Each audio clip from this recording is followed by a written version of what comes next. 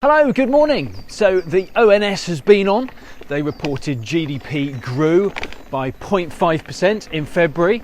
That beat the 0.1% forecast and was the best since DEC 24. The data is already out of date due to the war, but you can bet Reeve still took all the credit. It's Friday the 17th, I'm FxPlew and this is the market brief. So the ONS also reported industrial output was up.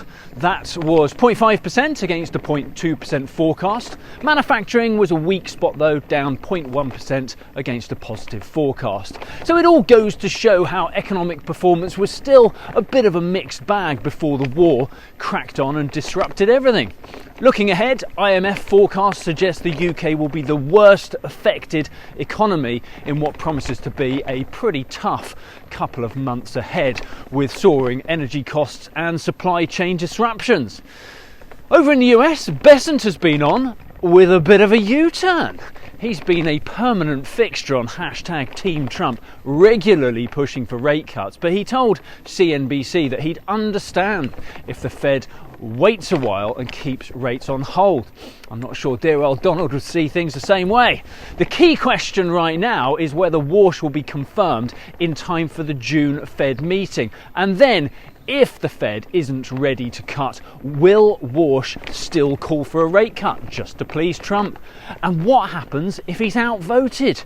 We haven't seen that happen since Volcker back in 1986, I think, and that would likely leave Warsh with the permanent poodle label for the rest of his career. Meanwhile, Stephen Moran, Trump's current man at the Fed, is still calling for 3 or 4 rate cuts this year, while the grown-ups are all expecting no rate cuts before 2027. Can somebody please tell Stephen he's starting to look a bit silly?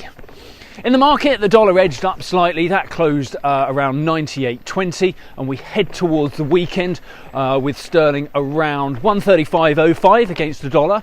We are lower against the euro, around 114.75, and euro dollar has been pretty choppy, but that's around 117.75 on the open this morning. So that's it from me, capping off another week. Thank you for joining me once again. Have a great weekend. We'll be back on Monday. All the best. If you do not have a clue, then just tweet through and ask FxPlew.